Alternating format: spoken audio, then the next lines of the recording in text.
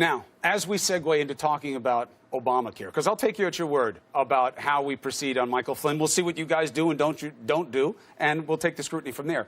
But look at what we're talking about right now.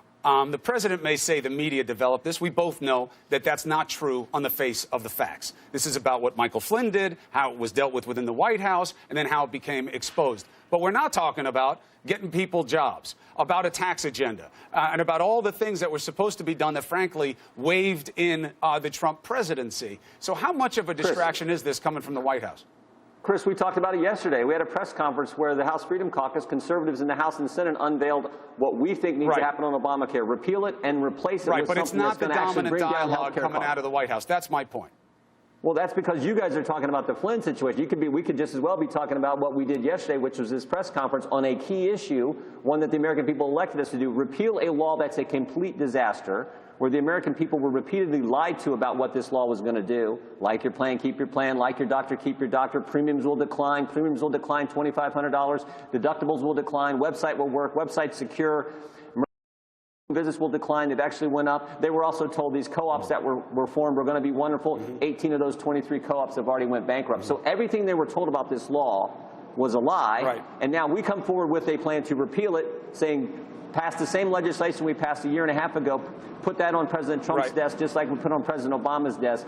And then the plan that Senator Paul and Congressman Sanford put forward, which is free market and patient-centered health care that will actually lower costs for all families. Right. That's what we want to put in place. That's what we had a press conference on yesterday. So we could be talking about that versus what you want to talk about. Well, I want to talk about it as a qualification because it's a matter of national security. Because if you flipped parties in this situation and you had a Russian spy ship off the coast, you had them buzzing a U.S. Navy ship, you had them launching a missile, and the President of the United States, as a Democrat, said nothing, you'd be going nuts. And on top of that, we have what Mike Flynn did, misled the Vice President about, who was then kept out of the loop. There are plenty of questions, but let's stick to this issue because it does matter to the American people.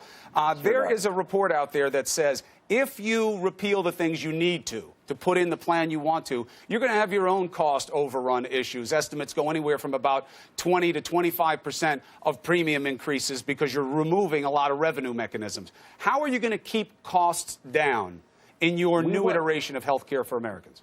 Chris, we want a marketplace to form again. Right now, in so many communities across this country, there's only one insurer in the Obamacare exchange. So we want a marketplace to form again. The only way you can do that is to repeal all of Obamacare and then put in place the kind of insurance market that will actually bring down costs. Right now, we don't have a market out there. What does that mean? Every other industry where there's you encourage health savings accounts. You allow interstate shopping for insurance. You will allow actually plans that are much more high deductible plans that don't have all the mandated coverages in them so that certain people can shop for the kind of plan that fits them and their families' needs. But health savings accounts don't make plans cheaper, and high deductibles are what you're trying to avoid. Well, not high deductibles. I mean a catastrophic plan. Excuse me. But you put in a market that will allow those kind of things to happen. That's what's going to bring down costs. Right now, there are so much mandated coverage in every single plan. Some people don't need all the coverage in this kind of plan, but they have to buy a plan that has it all in. Remember where it came from. People weren't getting coverage. Pre-existing conditions weren't getting covered. Caps were closing people out of treatment that they needed. Those protections are not just popular. They were important. They are important, and they're part of the plan that Mr. Sanford and and Senator Paul brought forward.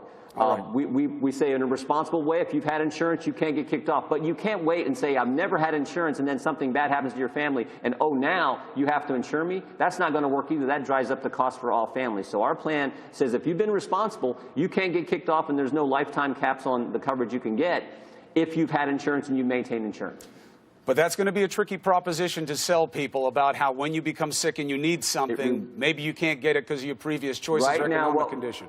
But I get you. These are complex questions. We're going to have to talk them all out. And to your point, to start this interview, it deserves attention. You will get more time on New Day to discuss this conversation than you will anywhere else. I promise you that. I'll bet you a lunch. I look forward to it. I look forward to it. All right, Jim, thank you very much. As we get more details, please, Congressman, come back on. Let's hash this out for people.